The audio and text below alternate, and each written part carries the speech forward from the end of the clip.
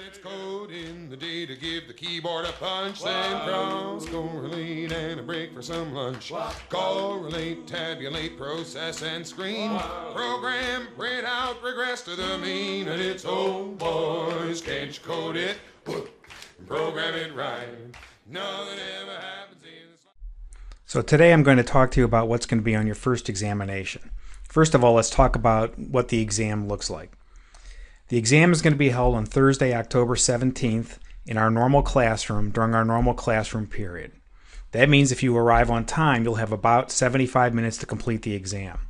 Because there's a class right after us, you can't have more time than our normal classroom period.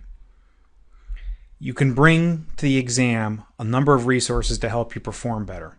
You should bring pencils and pens. Pencils are preferable in case you make mistakes.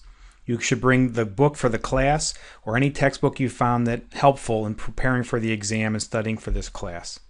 You can bring your notes, my lecture notes. You can bring a calculator or a computer. What we don't want you to do is to communicate with anybody or anything outside of this classroom. We don't want you using Google or Bing to search for things during the exam, and we don't want you emailing or texting or communicating with anybody outside of the classroom or inside of the classroom during the exam. If you have any questions, please feel free to raise your hand and we'll come by and try to answer them at your seat, but don't communicate with others in the classroom. Let's go ahead and take a look at the exam. There's a total of 8 questions on this exam. Since we have 75 minutes, that gives you a little over 9 minutes per question.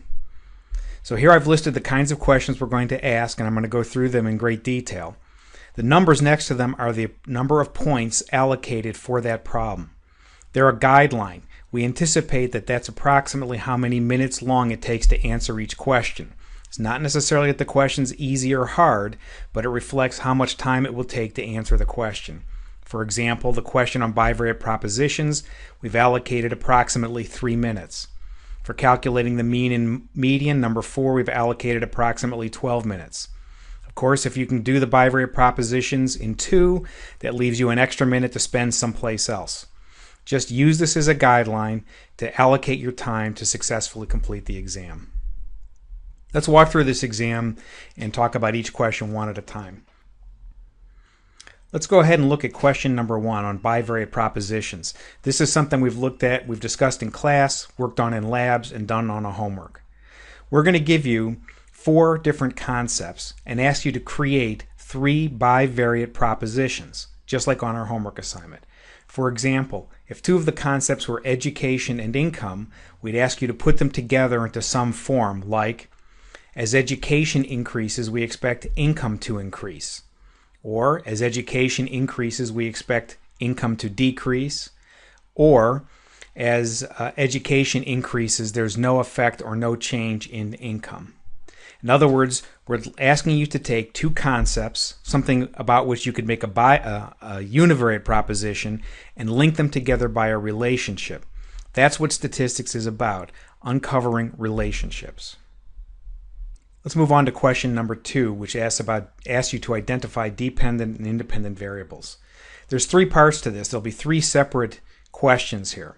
In each question, we're going to give you a brief little proposal or snippet of a research question and ask you to identify which variables are the dependent variables and which are the independent variables. For example, thinking about the bivariate proposition and the relationship between education and income, where we might propose or hypothesize that as education increases, income increases, we're going to ask you to identify that education is the independent variable and that income is the dependent variable. While we don't always do causal research, one way of identifying the independent and dependent variables is to think about logically which variable causes the other. In this case, it's more likely that education causes income than income causes education. Question number 3. We're going to provide for you a table of numbers. We're going to have some variable that we've looked at, for example, average years of education, for different years, just like we've done in class, and we'll produce a line plot of the trend of this variable over time. And we're going to ask you to use the information provided in the table and in the plot to describe the trend. Are we seeing an increasing trend, decreasing trend, or something staying the same? And are the differences over time seemingly important or not? This is going to require you to look at a visual representation of data, a line plot, and interpret it. Question number 4. This question asks you to calculate the mean and median, and we're going to ask you to do this based on grouped data. So this is the time to make certain you understand the difference between continuous or raw data, the original data, and between a grouped frequency distribution. You'll also have to understand apparent versus real limits, how to calculate the mean and median for group data, and just the notion of how group data are used in general. From this table, we're going to ask you to estimate and interpret the mean and the median. Remember, the mean here is the weighted arithmetic average, and the median is the 50th percentile as estimated using that large formula we discussed in class and the lecture notes for grouped data. Question number 5. We're going to ask you to describe a distribution. We're going to give you a table of statistics based on some variable.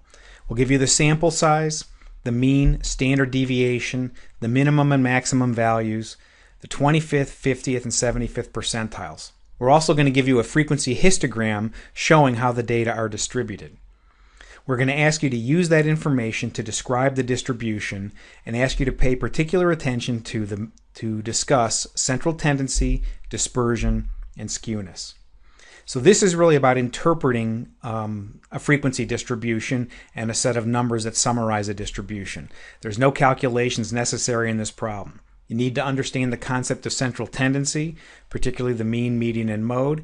You need to understand the concept of dispersion. In this case, we're going to explicitly look at the interquartile range, standard deviation, and percentiles. And you need to know how to you need to understand what a histogram is and how to interpret one. Question number 6. Question number 6 is also an interpretation problem. We're going to give you a set of box plots. We're going to take a variable that we've looked at earlier in the exam, a continuous variable, and we're going to break it out in several groups and produce for you the descriptive statistics for each group. This is going to include the number of cases, the mean, standard deviation, minimum, maximum, and the 25th, 50th, 75th percentile, from which you can also calculate the interquartile range. We're going to produce box plots for a number of different groups based on this variable, and we're going to ask you to interpret that box plot. That is, you want to compare across the different groups that we'll have the measure of central tendency, which is most relevant, which is going to be the median in this case, and the measure of dispersion, which is the interquartile range and the whiskers. So for this question, you need to understand central tendency, particularly the median. You need to understand dispersion, primarily the interquartile range. You should understand what the whiskers represent and what the cases beyond the whiskers, the extreme outliers, represent in a box plot or a box and whiskers plot. Question 7 is a z-score question. There'll be 4 different questions here, and they're going to follow mostly what we did with our lecture notes. To do well on this problem, you're going to have to understand what a z-score is and how to use the formula to calculate z-scores. You're going to have to understand the notion of probability based on area under a normal distribution, which means you need to know a little something about normal distributions, and you're going to need to know how to use a z-table in the back of the textbook or another one you find online. We're going to ask you 3 questions based on areas under this normal distribution. For example, we'll give you 2 different raw scores and a mean and standard deviation. You'll have to calculate the 2 z-scores, look up the 2 areas, and be able to determine the area between those 2 z-scores and turn that into a probability to interpret the area. The final problem will be a percentile problem, and this will be just like on the homework and just like the example in class.